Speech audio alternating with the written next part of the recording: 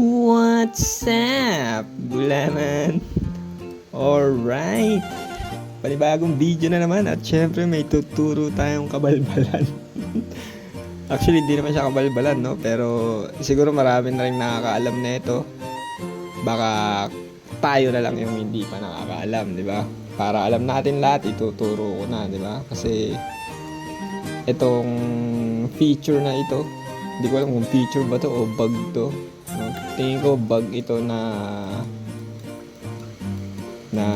tawag dyan, na hindi pa nasusolusyonan ng developer, no? At kung masusolusyonan man nila, tatanggalin lang to, no? Walang magiging problema dito, hindi ka mababan at hindi naman to game breaking na bug, no? Pero ayan, magsimula na tayo, no? Unlimited arrows itong bug na ito, no? Kung meron kang mga arrows, simple lang yung kailangan mong gawin dyan. Kailangan mo lang siyang i-lock. Halimbawa, ito yung arrow mo. Kiklik mo lang tong lock. Tapos, yung limit niya, magi-stay na sa 0. Tapos, yung element ay magiging forever na. Yan. Halimbawa, ito, yung naka-equip sa akin. Yung rocket arrow ko ay 0 na. 0 over 10,000 ba yan? Yan, 10,000. So, ang nangyari dito, meron pa rin siyang fire element, pero wala na siyang arrow. So, yung basic attack, itong mga stats na to ay hindi na gumagana.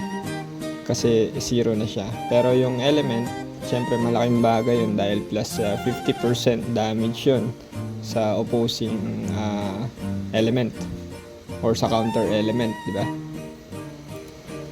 So, kung halimbawa, tingnan natin sa stats ha. Ito yung aking stats, 2389 yung aking physical attack. So, pag mag-equip ako ng fire na card, ay fire na arrow, na may laman pa. Halimbawa, ito, 5,000 pa to. Fire arrow, i-equip ko. Yan. So, yung aking magiging physical attack ay 2420. So, ibig sabihin na wala yung plus 35 kanina. Pagka ubos na yung arrow mo. Tsaka yung ano pa ba yung nakalagay dun? Ito, yung basic attack damage plus 20%. Mawawala yan. So, ayan. Titest natin, no?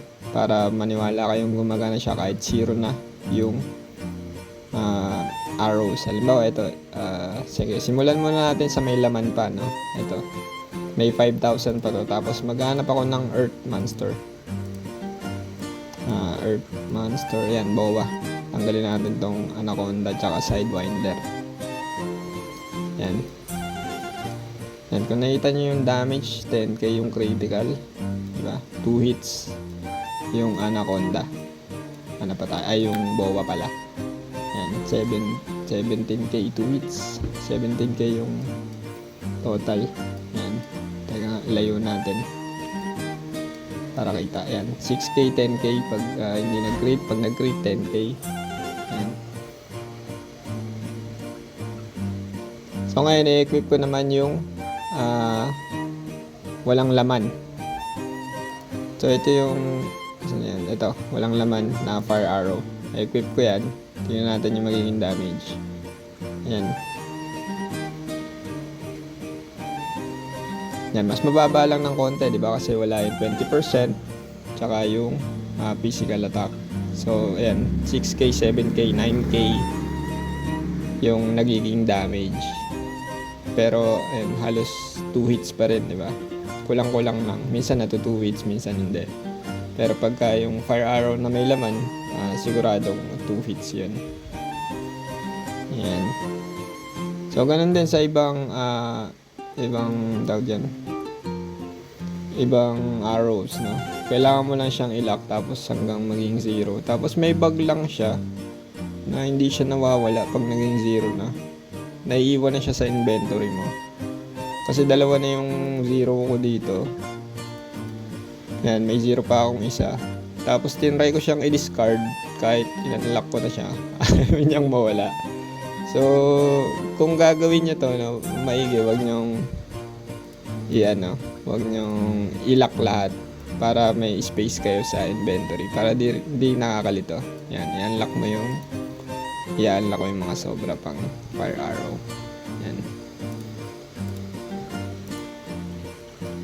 Yan. So, kung tatanungin nyo kung mababan ba kayo sa paggamit nito, syempre hindi. No? Kasi, problema ng mga developers to. At wala naman tong kinalaman sa pag-top up. Diba? Tsaka, kung matagal na kayo naglalaro sa Gravity, kung lalaro nyo yung mga dati nilang Ragnarok, pagka may mga ganitong bugs na hindi naman game breaking, ay pinababayaan na nila, no? Kasi abala sa kanila yan para i-fix pa na hindi naman kailangan, di ba? At saka maganda to para sa mga hunter, para makatipid tayo sa Zenny, di ba? At saka may mga whales na gumagamit na rin yan. Tingnan natin sa rank. Yan, sa ranking, di ba? Dito sa Archer, ito yung top 1 namin na 400k na siya. Kung makikita nyo yung kanyang arrow ay nakalock din. Tapos yung pangalawa, ito si Kotak. Ayan, nakalock yung kanilang mga arrow, di ba? Tapos di nila sinasabi sa atin. Yung iba nakaano eh. Pero may mga hindi pa nakakaalam na ibang players. Yan. So yun lang, no, for our video update. Di ba? 170k na tayo, F2P. Tapos yung ancient gear natin 1614 dyan. Tapos level 7 na yung aking pet. At nag-iipon ako ngayon ng ruby, pambili ng diamonds, ay pambili ng rune dahil dito sa shop. Kung di nyo pa nakikita na may dinagdag silang rune dyan, pwede kayong bumili ng mga rune na ikakabit sa ating runes. Ayan. So maganda yung bilhin. Iniipon ko itong crit rune, di ba? Pwede mo siyang bilhin ng diamonds or ruby, lalagyan mo lang ng check dyan.